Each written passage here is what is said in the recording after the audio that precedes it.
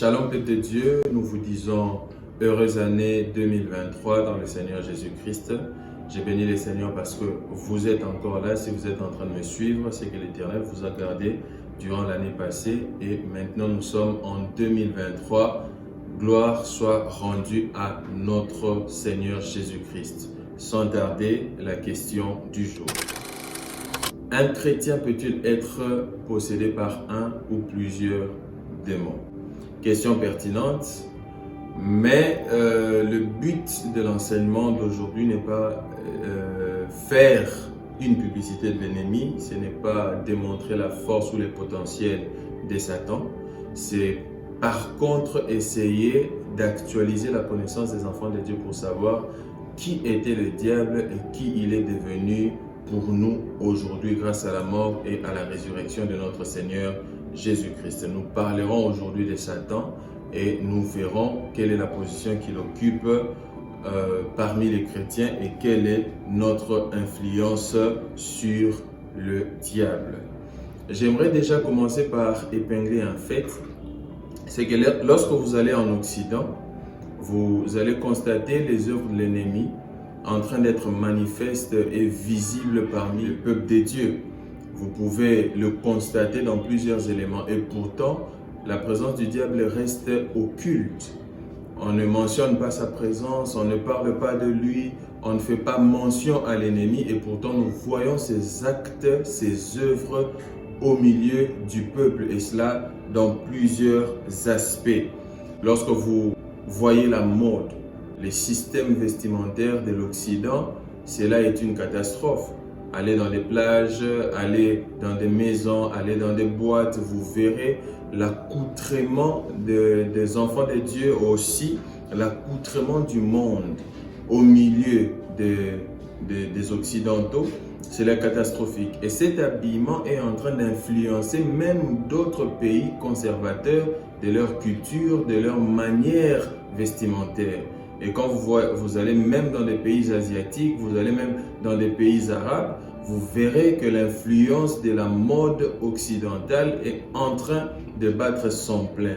Lorsque vous allez voir la technologie, aujourd'hui la science est en train d'évoluer à une vitesse vertigineuse et le diable n'est plus apparent parce que la science a la capacité de résoudre des problèmes humains. La science trouve des solutions par rapport aux maladies, la science est en train de trouver des solutions par rapport aux enfants, la science est en train de trouver la solution par rapport à tout ce que l'homme veut. Et la place du diable, il n'y a pas.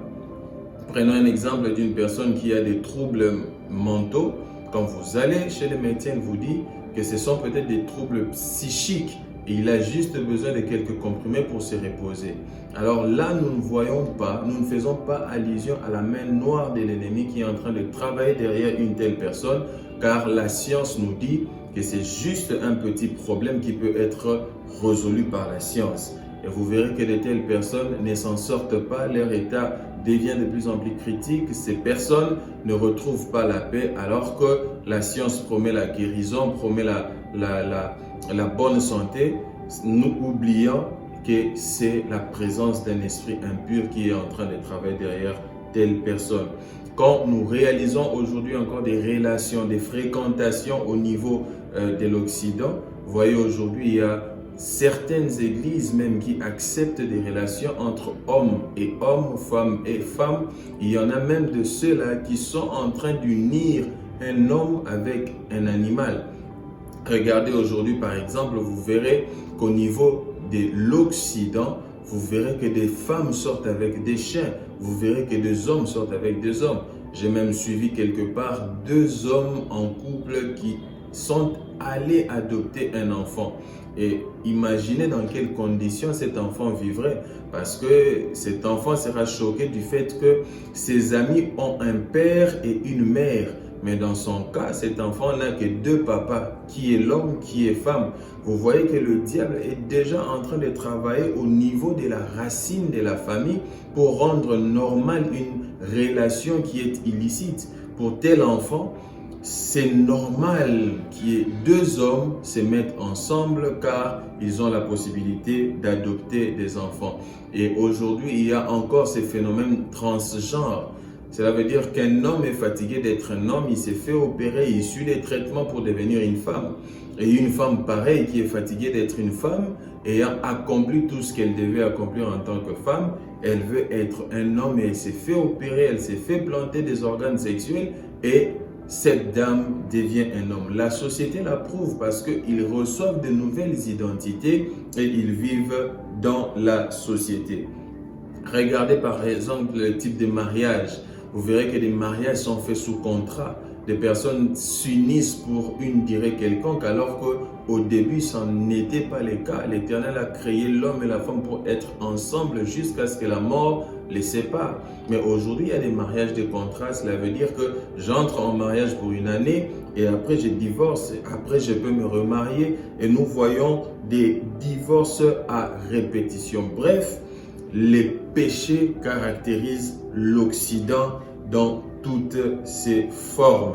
Donc, comme je l'avais dit tantôt, nous ressentons cette perversité au niveau des pays conservateurs de leur culture vestimentaire, relationnelle, ainsi de suite, tels que des pays arabes, ainsi que des pays musulmans, des pays asiatiques.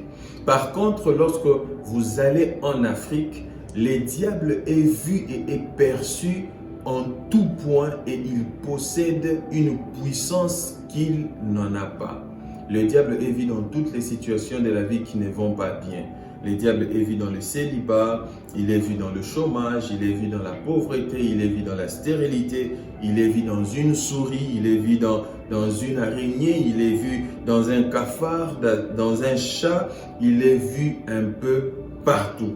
Et le diable est tellement visible à tel point qu'il caractérise les coutumes et les traditions africaines qui sont influencées par la sorcellerie, influencées par le fétichisme et tant d'autres. Cette vision du diable en Afrique a désorienté plusieurs, c'est-à-dire que plusieurs ministres ont même embrassé des types de ministères de délivrance. Ils ont abandonné leur première vocation qui était de prêcher la bonne nouvelle de l'évangile et se sont directement tournés vers le ministère de délivrance. Et là, ils ne font qu'enseigner sur des liens interminables, ils ne font qu'enseigner sur la présence des démons, ils ne font qu'accentuer les services de délivrance. Et le grand danger dans ce genre de ministères, c'est qu'ils sont obligés de prêcher les mêmes choses sur les démons, sur les liens, afin qu'ils tournent, sans quoi ils seront obligés de fermer les portes. Car il ne voudra pas que quelqu'un se sente libéré par l'œuvre de la croix. Ils voudront que les gens sachent qu'ils ont des liens, sachent qu'ils ont des problèmes pour trouver la solution derrière les pratiques de délivrance incessantes. Quoique les enseignements sur les démons, sur les diables sont dispensés, la grande difficulté, la grande douleur, c'est que ces enseignements sont dispensés de manière non biblique et cela ne fait que renfermer les enfants de Dieu dans la crainte totale de l'ennemi, ce qui ne devrait pas être le cas.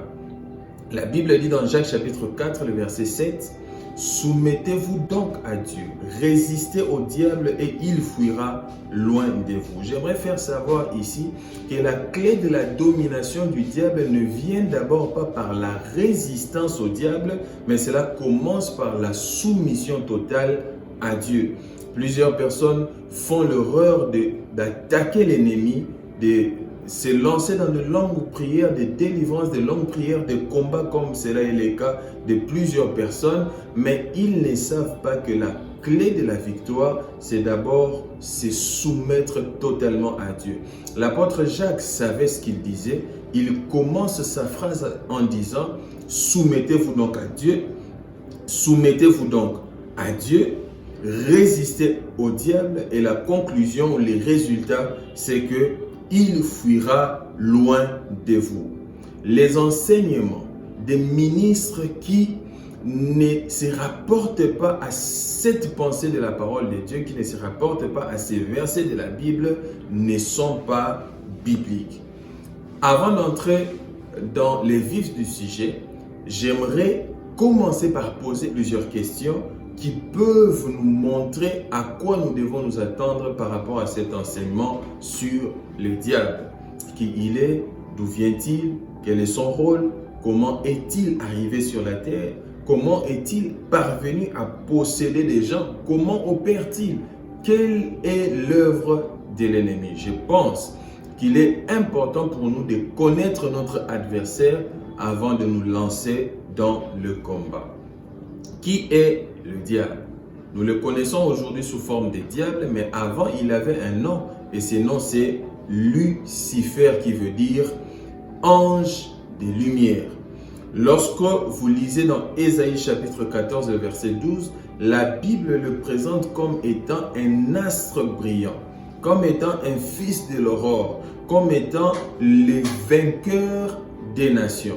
Cela veut dire que lorsque Dieu a créé le diable, Lucifer à l'époque, Dieu l'avait créé comme un astre brillant. Il l'avait créé comme un fils de l'aurore. Il l'avait créé comme un vainqueur des nations. Nous comprenons par là l'importance qu'avait Lucifer dans le royaume des dieux, l'importance qu'il avait au milieu des anges. Mais quel était son rôle? Pourquoi Dieu l'a-t-il créé? Pour qu'il ait autant de l'influence qu'il a aujourd'hui. Ézéchiel chapitre 28, les versets 12 à 14, nous répond par rapport à cette question. Lorsque vous lisez, la Bible commence d'entrée de jeu pour dire « Fils de l'homme, prononce une complète sur le roi des Tyr. Tu lui diras, ainsi parle le Seigneur, l'Éternel. Tu mettais les sots à la perfection. Tu étais plein de sagesse, parfait en beauté. » Lorsque nous analysons ces premiers versets, nous comprenons que le diable avait un rôle. Il mettait le sceau à la perfection. Donc, je suppose et je crois que Dieu l'avait créé d'une beauté éclatante, d'une perfection perfectionnée, permettez-moi cette tautologie, vraiment pour être en mesure de mettre un sceau à la perfection. Et cette personne était obligée d'être créée dans toute la perfection. Et la Bible nous dit qu'il mettait les soins à la perfection, qu'il était plein de sagesse et parfait en beauté. Aucun ange n'a reçu un tel témoignage. Donc, Lucifer était créé dans tout le règle de l'art devant le Seigneur. La Bible dit que tu étais en Éden, le jardin des dieux. Tu étais couvert de toute espèce de pierres précieuses. On nous énumère les pierres précieuses dont il a été fabriqué. Il y a par exemple des sardoines, des topazes, des diamants, des chrysolites, d'onyx. Plusieurs pierres précieuses ont servi à confectionner les caractères de Lucifer à l'époque. Mais écoutez, le verset qui arrive, c'est toujours le verset 13, mais la deuxième partie, la Bible dit « Tes tambourins et tes flûtes étaient à ton service, préparé le jour où tu as été créé. » Cela veut dire qu'au moment où il était créé, il a trouvé les instruments de son travail. Quels étaient les instruments de son travail? La Bible dit, les tambourins et les flûtes avaient été préparés pour toi. Et nous comprenons par ces faits que le diable a été créé pour la musique, pour l'art. Regardez aujourd'hui les musiciens. Ils sont tellement revêtus d'une capacité à influencer une multitude de personnes. J'en connais plusieurs qui ne sont plus de cette terre, mais qui ont drainé des foules dans leurs concerts, qui ont drainé des populations dans leurs activités parce qu'ils avaient reçu une influence. Voyez même les musiciens profanes, vous verrez qu'ils sont revêtus d'une influence spirituelle comme pas possible. Moi-même qui est en train de vous parler, il m'est arrivé à l'époque d'assister dans ce genre de concerts et de voir combien l'influence de l'ennemi était présente dans les concerts. La Bible dit, tes tambourins et tes flûtes étaient à ton service, préparés pour le jour où tu as été créé. Mais comment le diable est-il arrivé sur la terre? Parce que là, on parle de son rôle au ciel. Comment était-il arrivé sur la terre? Le verset 15 au verset 19 répond à cette question. Le verset 15 de la Bible dit, tu as été intègre dans tes voies. La Bible commence par présenter un élément de détail qui caractérisait Lucifer. croyez-les, Lucifer était intègre dans ses voies. Depuis le jour où il fut créé, Lucifer marchait dans l'intégrité devant la face de Dieu, celui qui l'avait créé, jusqu'au jour où l'iniquité a été trouvée chez toi. Donc, je ne sais pas comment cela s'est passé au ciel, mais peut-être qu'un beeper a sonné auprès de Dieu pour dévoiler qu'il y avait une sémence de rébellion qui avait commencé quelque part. Le beeper a sonné et on a détecté au devant de Lucifer qu'il y avait un problème qui avait commencé à germer au-dedans de lui. La Bible dit dans le verset 16, « Par la grandeur de ton commerce, tu as été rempli de violence et tu as péché. » Écoutez la suite de la phrase. « Je te précipite de la montagne des dieux. » Vous savez, j'ai fait quelques recherches sur le mot « précipiter ». Cela veut dire jeter ou faire tomber d'un lieu élevé dans un lieu bas ou profond, pousser, entraîner avec violence. Je pense que Dieu s'était assuré que Lucifer tombe dans les niveaux les plus bas de l'existence, dans la plus basse échelle de l'humanité. Dieu a veillé à ce que la chute de Lucifer soit accompagnée par sa propre main pour qu'il se retrouve dans les régions les plus inférieures. Il me dit, et je t'ai fait disparaître. La pensée de Dieu dans la punition de Lucifer, c'était qu'il disparaisse. Et c'est de là qu'il a reçu le nom de Satan, le diable, le père des mensonges, le commencement du mal. Et c'est là qu'il a reçu cette appellation.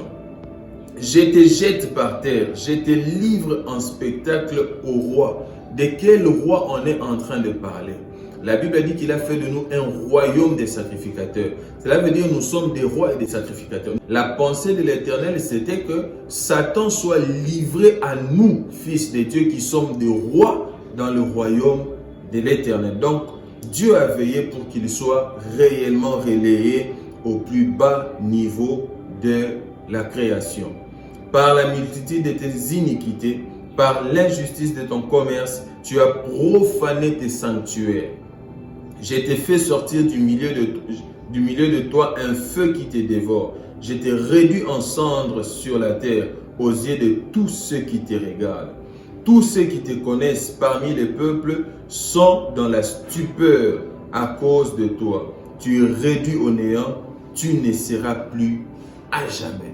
Donc l'histoire de Satan, à partir de ce moment au devant de Dieu, avait déjà été scellée. Donc pour Dieu, il ne devait pas exister. S'il n'existait pas devant Dieu, donc il ne devait pas exister devant le roi que nous sommes. Comment le diable opère-t-il? J'aime la Bible parce que la Bible se répond à elle-même. Toutes les questions nécessaires de la vie sont trouvées dans la Bible. Éphésiens chapitre 6, le verset 11, nous donne un aperçu de la manière dont il opère, du mode opératoire de l'ennemi. La Bible dit, prenez sur vous toutes les armes de Dieu afin de pouvoir tenir bon contre les ruses du diable. Le mode opératoire de Satan, ce sont les ruses.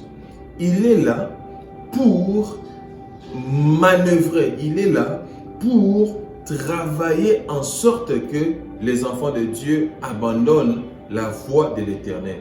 Revêtez-vous de toutes les armes de Dieu afin de pouvoir tenir ferme contre les manœuvres de l'ennemi. C'est une autre version Colombe qui donne le sens du mot ruse comme étant des manœuvres. Manœuvrer, cela veut simplement dire agencer les actions, agencer les histoires, agencer les pensées pour attirer une personne dans une impasse, dans un mauvais circuit. La Bible parle des ruses du diable, d'autres versions parlent des manœuvres du diable. La plus grande ruse de Satan, c'est la séduction. La ruse de l'ennemi, c'est la séduction. C'est quoi la séduction? C'est un ensemble de procédés de manipulation visant à obtenir une faveur. C'est ce que le diable fait. S'il veut obtenir une faveur dans la vie d'une personne, il la manipule dans plusieurs aspects. Il la manipule par l'argent, il la manipule par les sexes, il la manipule par plusieurs autres avantages charnels pour pouvoir trouver faveur auprès des gens. C'est quoi la séduction? C'est donner une image avantageuse de soi. Vous savez, lorsque le diable se présente à vous, il se présente avec tous les avantages nécessaires qu'il a pour vous offrir. Imaginez dans le livre de Luc, chapitre 4, et dans Matthieu, chapitre 4, la Bible nous parle de la ruse que le diable a manifestée devant le Seigneur Jésus. Il est venu pour présenter les avantages, disant, si tu te prosternes devant moi, je te donne tous ces royaumes de la terre parce qu'ils m'ont été donnés. Ça, c'est la ruse. Et le diable sait comment présenter ses avantages, il sait se vendre pour obtenir ce dont il a besoin. La séduction, c'est encore susciter délibérément une émotion, une admiration, une attraction, voire un sentiment amoureux de la part d'un ou de plusieurs individus. C'est ce que le diable sait faire. Il sait susciter de l'émotion, de la colère, de la joie, de la dépravation. Il sait le faire parce qu'il ne l'a pas commencé aujourd'hui. Il a commencé depuis le ciel. Imaginez, la Bible dit qu'il est descendu avec un tiers d'anges. Comment a-t-il pu faire pour convaincre les autres anges à le suivre? Imaginez l'influence qu'il avait pour entraîner les tiers des anges à suivre ses objectifs, à suivre sa vision et à être prêts à sacrifier leur nature céleste pour devenir ce qu'on appelle aujourd'hui des démons. La perspective de la Bible selon la séduction, c'est se laisser tromper facilement. Celui qui est séduit se laisse tromper facilement. Comprenez une chose, c'est que la Bible dit que tu te laisses tromper. Tu te laisses, c'est une action volontaire. Celui qui est séduit, c'est qu'il a choisi de se laisser tromper. Il a choisi de se laisser tromper. C'est se laisser fléchir. C'est être naïf, c'est être un sot.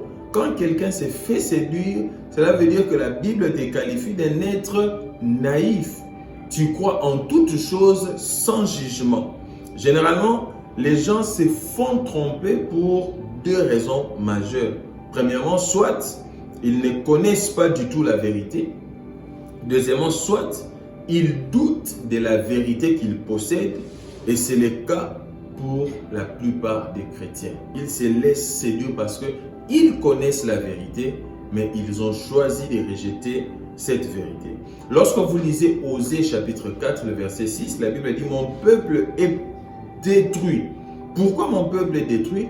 Parce qu'il lui manque la connaissance. Est-ce qu'il manquait vraiment de la connaissance au peuple de Dieu? La Bible continue la phrase en disant « Puisque tu as rejeté la connaissance ». Donc, nous comprenons que la Bible est face à une catégorie de personnes qui avaient la vérité, mais qui avaient choisi volontairement de refuser cette vérité. Ils ont rejeté la vérité qui leur avait été prononcée, leur avait été donnée. Une personne séduite n'est pas forcément celle qui ne connaît pas la vérité. C'est une personne qui aussi peut connaître la vérité, mais a décidé de rejeter la vérité de l'Éternel. Bien-aimés dans le Seigneur, nous ne sommes qu'à notre première partie de cette vérité concernant l'ennemi, concernant Satan, le diable.